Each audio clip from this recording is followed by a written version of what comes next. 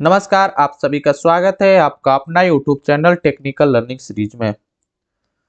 Railway में rail कर्मचारी दिन रात मेहनत करते हैं, लेकिन प्राय यह देखा जाता है कि कर्मचारियों को उसके सेवा संबंधित नियम, आचरण नियम एवं अन्य नियम लाभ लेने हेतु सुविधाओं का ज्ञान न होने के कारण वह रेलवे में मिलने वाले लाभ एवं सुविधाओं को प्राप्त करने से वंचित रह जाते हैं।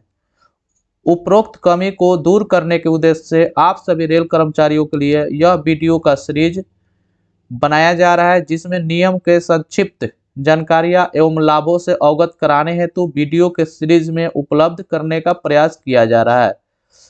इससे पहले इस वीडियो सीरीज में एक वीडियो अपलोड किया जा चुका है। अगर आपने अभी तक वह वीडियो नहीं देखे हैं तो प्लीज इस वीडियो को देख लीजिए, उसका डिस्क्रिप्शन में लिंक दिया जा चुका है। अगर आप सभी का सहयोग एवं समर्थन मिलता रहा तो ये वीडियो का पूरा सीरीज उपलब्ध कराया जाएगा। आशा ही नहीं, आप सभी पे पूरा विश्वास है कि यह हमारा छोटा सा प्रयास एवं आप सभी का सहयोग एवं समर्थन से रेल कर्मचारियों के लिए यह बहुत ही लाभदायक एवं हितकर सिद्ध होगा। आप सभी से रिक्वेस्ट है कि आपने अभी तक इस चैनल को सब्सक्राइब नहीं किए हैं तो प्लीज सब्सक्राइब कर लीजिए एवं बेल वाले आइकन को प्रेस कर लीजिए एवं लाइक एवं अपने दोस्तों एवं सहकर्मी के साथ शेयर जरूर करें। तो चलिए वीडियो को शुरू करते हैं। पिछले वीडियो में हमने देखे थे रेलवे पास नियम के बारे में। रेलवे पास नियम के तहत ड्यूटी पास एवं सुविधा एवं पीटीओ पास के बारे में बताया गया था। आज हम लोग देखेंगे रेलवे स्कूल पास। स्कूल पास क्या है?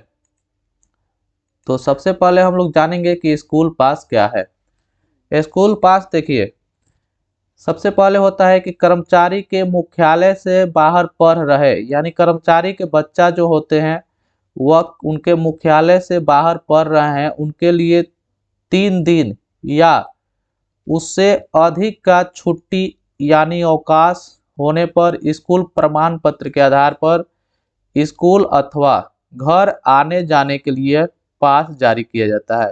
सिंपल सी बात है कि स्कूल पास जो है, अगर किसी कर्मचारी का बच्चे जो हैं वह उनके मुख्यालय से बाहर पढ़ रहे हैं तो अगर 3 दिन से अधिक की छुट्टी है तो उनको मुख्यालय यानी कि अपने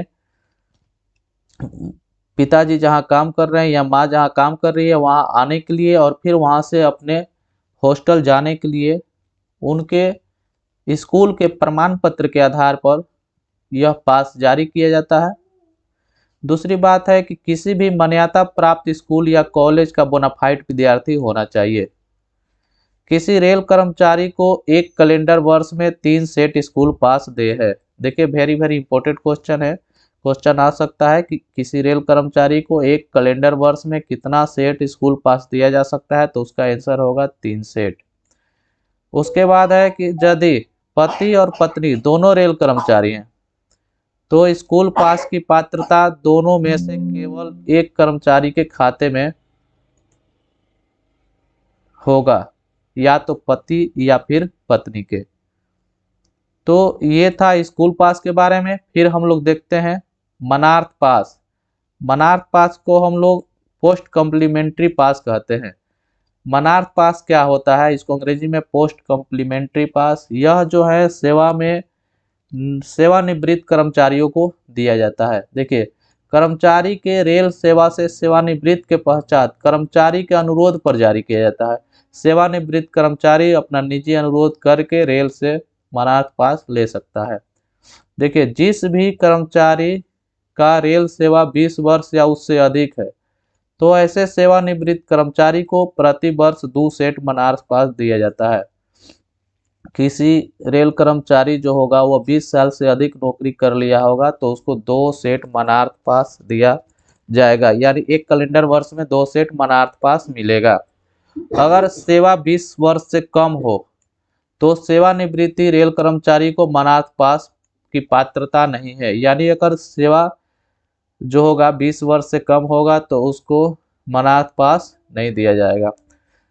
फिर है कि कर्मचारी सेवारत होने के समय जिस श्रेणी का सुविधा पास प्राप्त कर रहा था उसी श्रेणी का मनार्थ पास मिलेगा, यानी कि जब कर्मचारी रेल में कार्यरत था तो उसको जिस भी श्रेणी का पास दिया जा रहा था वह रिटायर करेगा तो उसी श्रेणी का पास उसको दिया जाएगा। यानी अगर फर्स्ट क्लास का पास ले रहे थे तो रिटायर के बाद भी फर्स्ट क्लास के पास लेने के हकदार होंगे। अब आगे देखते हैं, आगे है विधुर या विधवा पास। ये क्या होता है? तो देखिए, किसी रेल कर्मचारी के मृत्यु होने पर उसकी विधवा या विधुर को उसके पति पत्नी के सुविधा पास श्रेणी की पात्रता के अनुसार उसके अनुरोध पर प्रति वर्ष 1 सेट मिलेगा। यानी कि अगर किसी कर्मचारी की डेथ हो जाती है तो उनके जो विधवा या विधुर होंगे तो उनको प्रति वर्ष 1 सेट विधवा या विधुर पास दिया जाएगा। नेक्स्ट है विशेष पास। विशेष यानी कि स्पेशल पास। स्पेशल पास होता है कि रेल कर्मचारी उसके परिवार के सदस्य या आश्रितों को मेडिकल ग्राउंड या स्पोर्ट ग्राउंड, बाल शिविर, स्काउट शिविर, सांस्कृतिक कार्यक्रम एवं रेल प्रशासन द्वारा आयोजित अन्य कार्यक्रमों में भाग लेने हेतु दिया जाता है। देखिए, विशेष पास यानी स्पेशल पास जो होता है, अगर रेल के तरफ से कोई विशेष कार्यक्रम, इसमें से जो भी उपरोक्त कार्यक्रम है, अगर कोई कार्यक्रम हो रहा है तो उसमें कर्मचारी के साथ साथ उसके परिवार एवं आश्रितों को भी ये विशेष पास यानी स्पेशल पास दिया जाता है। ये निम्नलिखित दिया गया है किस किस ग्राउंड पर स्पेशल पास जारी किया जाता है। इसके आगे है, ये था अब पास का प्रकार। अब हम लोग जानेंगे पास के प्रकार में परिवार की परिभाषा, यानी फैमिली किसको बोलते हैं। पास में फैमिली किसको बोलते हैं? देखिए, पास नियम के अंतर्गत परिवार में निम्नलिखित शामिल होते हैं। सबसे पहले होंगे रेल सेवक के पति या पत्नी। अगर रेल में पति कार्यरत हैं तो उसके परिवार में उसकी पत्नी आएगी, चाहे वो कमाती हो या नहीं। अगर रेल में पत्नी कार्यरत है तो उसके परिवार में उसके पति आएंगे, पति चाहे कार्य कर रहे हैं या नहीं। 2 नंबर में होता है कि रेल सेवक के पुत्र और पुत्री, यदि उनकी उम्र 21 वर्ष से कम है तब। रेल सेवक में अगर कोई व्यक्ति कार्यरत है तो उसके पुत्र पुत्री उसके परिवार में शामिल होंगे जब तक कि उसका उम्र 21 वर्ष नहीं हो जाता है। अगर यह 21 वर्ष के ज़्यादा उम्र हो जाता है तो यह परिवार में शामिल नहीं होंगे। नेक्स्ट देखते हैं, अब पुत्र और पुत्री जिन्होंने 21 वर्ष की आयु पूरी कर ली है, यानी कि पुत्र पुत्री जिसकी उम्र जो है 21 वर्ष से ज़्यादा हो गई हो, तो उसके बारे में समझेंगे। देखिए, वे किसी मान्यता प्राप्त शैक्षणिक संस्था के नियमित विद्यार्थी हो तब वह परिवार में शामिल होंगे। उसके लिए बोनाफाइड सर्टिफिकेट उस मान्यता प्राप्त संस्था से दिखाना होगा। किसी अनुसंधान कार्य में लगे हो तथा कोई छात्रवृत्ति नहीं ले रहे हो, यानी कि किसी अनुसंधान कार्य में लगे हो और वहां से छात्रवृत्ति नहीं ले रहे तब परिवार में शामिल होंगे। किसी मानक लेखाकार के अधीन आर्टिकल क्लर्क के रूप में कार्यरत हो। और 4 नंबर में है कि रेलवे डॉक्टर द्वारा जारी निर्दिष्ट प्रमाण पत्र के अनुसार अशक्त यानी कि डिसेबिलिटी हो, यानी कि विकलांगता हो, तब जो है पुत्र पुत्री जिनकी उम्र 21 वर्ष से ज़्यादा हो गई है वो परिवार में शामिल होंगे, अन्यथा नहीं होंगे। अब हम लोग देखेंगे, वो तो रहा परिवार वाली बात। अब हम लोग देखेंगे आश्रित। आश्रित किसको बोलते हैं? ये भी रेल में बहुत ही पास नियम के तहत एक महत्वपूर्ण शब्द है। देखिए, सबसे पहले हम लोग आश्रित किसको बोलेंगे। देखिए, किसी भी उम्र की अविवाहित पुत्री या पुत्रियों, चाहे वो कमाती हो या नहीं। देखिए, किसी भी रेल कर्मचारी की अविवाहित पुत्री, चाहे उसकी उम्र 21 वर्ष से ज़्यादा क्यों नहीं हो गया हो, चाहे वो कमा रही हो या नहीं कमा रही हो, वो अपने माता या पिता पर आश्रित रहेगी जब तक कि उसकी शादी नहीं हो जाती है।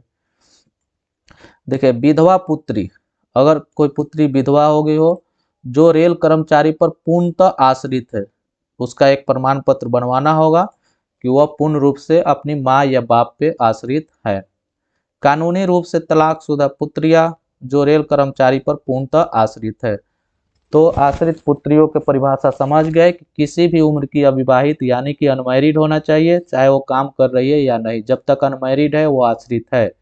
अगर वह विधवा हो गई है तो पूर्ण रूप से रेल कर्मचारी पर आश्रित होना चाहिए, और कानूनी रूप से अगर तलाक हुआ हो तब भी वह पूर्ण रूप से आश्रित माना जाएगा। अब हम लोग समझेंगे आश्रित की परिभाषा। देखिए, पास आश्रित की परिभाषा। पास नियम के अंतर्गत आश्रित रेल कर्मचारी जिसके माता पिता की मृत्यु हुई है में निम्नलिखित शामिल है।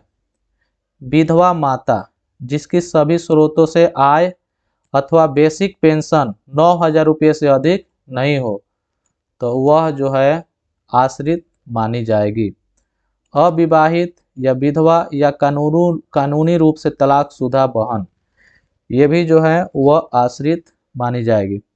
भाई जिसकी उम्र 21 वर्ष से कम हो तथा रेल सेवक के साथ रहता हो तथा पूर्णतः उस पर आश्रित हो। किसी भी उम्र का अशक्त भाई यानी कि विकलांग किसी भी उम्र का हो, वह भाई जो है आश्रित माना जाएगा रेल कर्मचारी पे। उसके बाद है भाई जिसकी उम्र 21 वर्ष पार की हो, जो किसी पंजीकृत शैक्षिक संस्था का विद्यार्थी हो, उस संस्था का बोनाफाइड सर्टिफिकेट दिखाया जाएगा, तब उसको अपने भाई पे आश्रित माना जाएगा। तो आई होप दोस्तों कि ये वीडियो आप लोगों को अच्छा लगा होगा। अगर वीडियो अच्छा लगा होगा तो प्लीज़ वीडियो को सब्सक्राइब कर लीजिए एवं लाइक कर लीजिए एवं अपने दोस्तों के साथ शेयर जरूर करें, जिससे वो लोग भी इस वीडियो को देखकर लाभ उठा पाएँ। इसी तरह से अगले वीडियो में हम लोग ये पास नियम से संबंधित पूरी पास के बारे में हम लोग जान गए। आगे हम लोग जानेंगे भत्तों के नियम के बारे में, यानी रेल में जो जो भी अलाउंस मिलते हैं उसके बारे में हम लोग जानेंगे, रेल भत्ता के नियम के बारे में। तो चलिए मिलते हैं एक अगले वीडियो में, जब तक के लिए धन्यवाद।